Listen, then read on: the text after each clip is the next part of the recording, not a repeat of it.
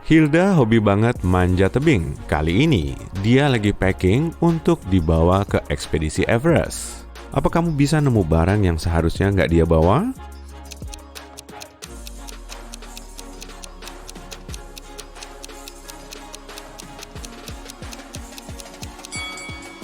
Dia nggak akan pakai high heels mahal di atas gunung. Vas ini juga gampang pecah, jadi nggak perlu dibawa saat hiking. Hilda mau pesan taksi untuk pergi ke bandara dengan aplikasi ini. Ternyata, di dekat rumahnya ada 4 taksi yang udah nungguin. Tapi cuma 1 taksi yang bisa sampai di rumahnya. Apa kamu bisa nentuin yang mana?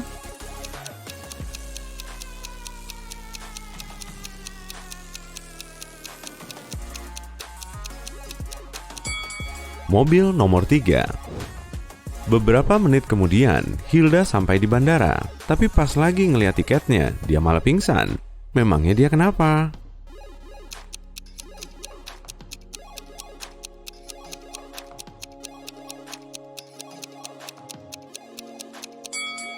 Nama bandara yang tertulis di tiketnya nggak sesuai dengan bandara yang dia datangi. Hilda harus cepat-cepat pergi ke bandara yang sesuai. Kedua pengendara ini bersedia ngasih dia tumpangan.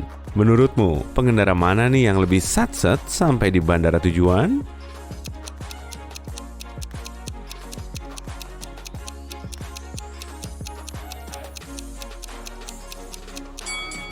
Meski mobil ini kelihatan mewah dan keren, salah satu bannya kempes tuh.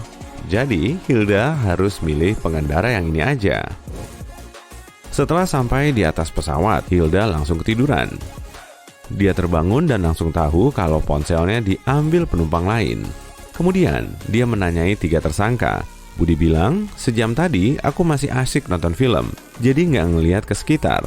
Komar mengaku, aku dari tadi tidur dan baru kebangun pas ada ribut-ribut. Lalu Sheila mengatakan, aku takut naik pesawat, jadi cuma ngedengerin musik santai sambil nutupin mata. Apa kamu bisa nebak siapa yang nyuri ponsel Hilda?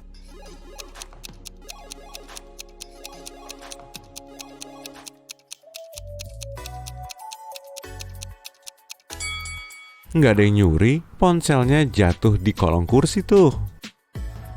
Saat makan malam, mereka ngobrol santai. Komar bilang, dia bakal ngasihin makanannya ke Hilda kalau cewek itu bisa nebak tanggal lahirnya. Jadi begini petunjuknya. Sehari sebelum kemarin, Komar berumur 22 tahun. Dan tahun depan, Komar akan berumur 25 tahun. Apa kamu bisa bantu Hilda mecahin misteri ini?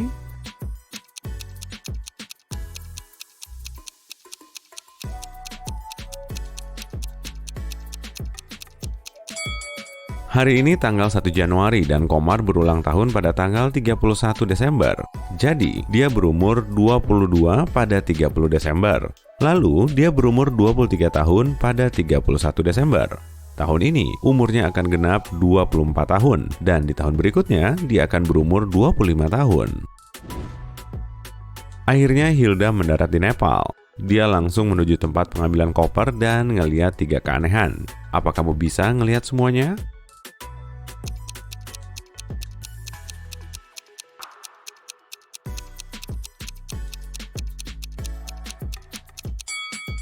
Ada anjing di dalam koper tuh. Hewan nggak boleh ditaruh di koper biasa. Koper ini nggak punya roda dan bisa terbang. Di samping pesawat juga ada perahu yang mengapung tuh. Hilda sampai di restoran setempat yang jadi titik pertemuan para pendaki. Tapi di situ nggak ada teman-temannya. Petugas kebersihan bilang, saya baru aja selesai ngebersihin toilet dan nggak ngelihat siapa-siapa. Petugas kebersihan mengatakan, pertemuannya pasti ditunda sampai besok tuh. Pelayan juga bilang, dari tadi saya nggak ngelihat ada kerumunan turis di restoran ini. Siapa yang udah bohong?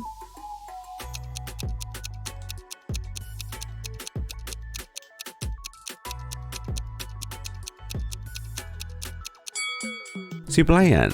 Di petunjuk ini tertulis, pertemuannya ada di atap restoran, makanya mereka nggak ngelihat turis di situ.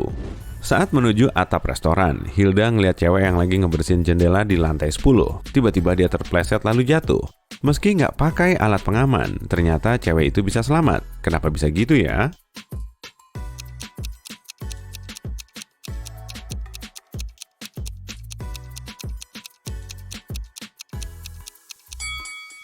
Cewek itu lagi ngebersihin kaca di bagian dalam gedung. Haha. Akhirnya, Hilda bisa gabung bareng teman-teman pendakinya. Tapi salah satu dari mereka ternyata imposter. Apa kamu bisa nebak orangnya?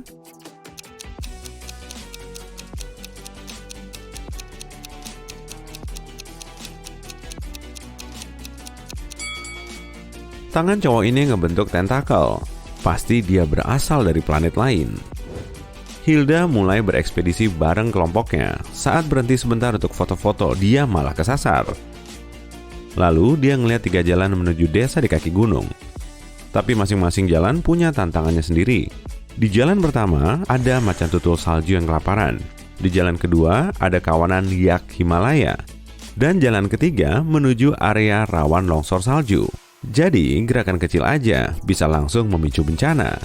Jalan mana yang paling aman dilewati?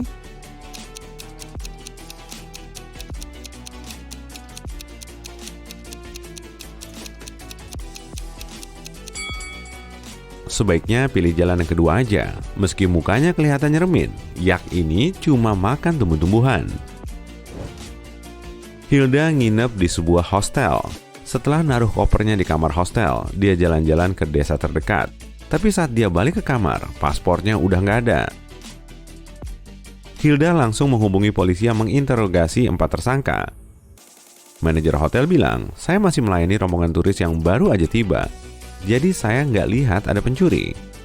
Pemilik hostel bilang, saya seharian ngebenerin pipa kamar mandi yang mampet. Sedangkan tukang kebun mengatakan, saya nggak masuk ke hostel karena lagi nyiram bunga mawar di taman. Lalu, petugas kebersihan bilang, tadi saya ngasih makan ikan di lobi dan nggak ngeliat ada yang mencurigakan kok. Siapa yang bohong?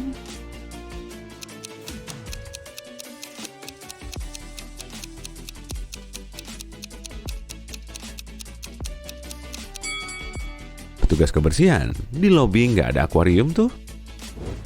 Hilda mau nyobain menu di restoran setempat, lalu kokinya nawarin dia 3 pilihan makanan. Apa kamu bisa ngebantu Hilda milih menu paling aman?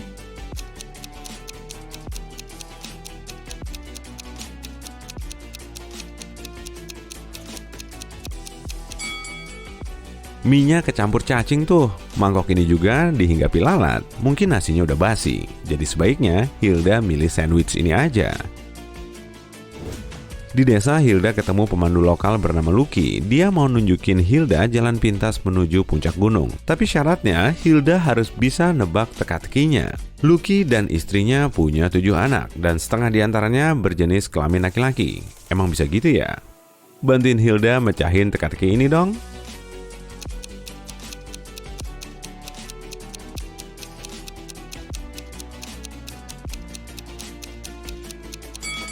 Semua anaknya laki-laki. Lucky dan Hilda mulai berangkat menuju puncak gunung. Di tengah perjalanan, Lucky ngajakin Hilda ke gua ajaib.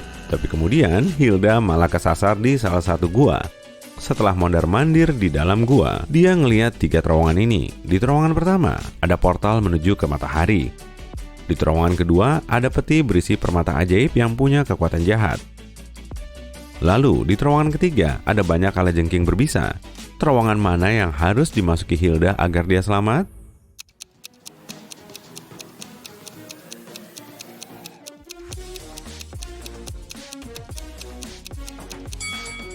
Terowongan kedua, peti yang dipakai untuk naruh batu permata ini dalam kondisi terkunci. Jadi, Hilda nggak akan kenapa-napa saat melewatinya. Untuk melanjutin perjalanan, Hilda harus menyeberangi rawa beracun ini. Dia cuma bisa melewatinya dengan bantuan lempengan batu di atas rawa. Apa kamu bisa milihin batu terakhir yang paling tepat?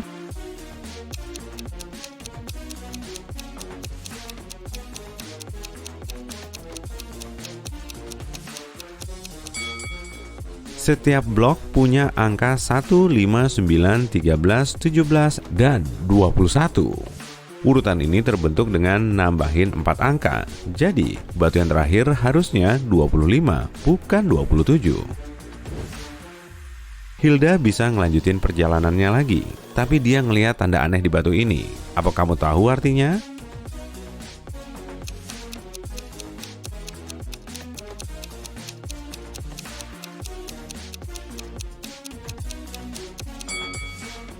Panahnya mengarah ke kanan tuh, jadi pesan itu perlu dibalik. Kalau pot ada di kanan, berarti top ada di sebelah kiri. Dengan petunjuk ini, Hilda bisa milih jalan yang tepat. Langit seketika mendung dan hujan akan segera turun. Hilda mau berteduh di salah satu dari 3 gua ini. Apa kamu bisa milihin gua yang paling aman untuk Hilda?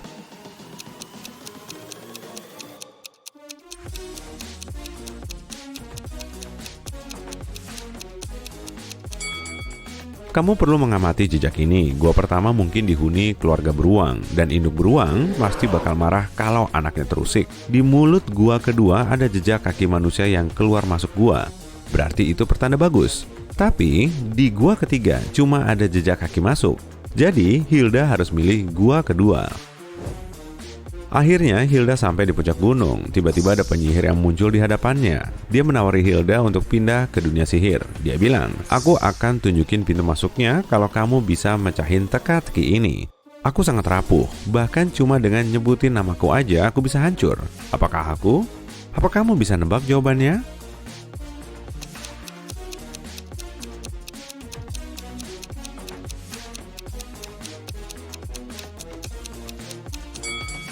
Jawaban yang benar adalah keheningan. Penyihir itu nunjukin Hilda 3 pintu, tapi cuma salah satunya yang mengarah ke dunia sihir. Apa kamu bisa milihin Hilda pintu yang tepat?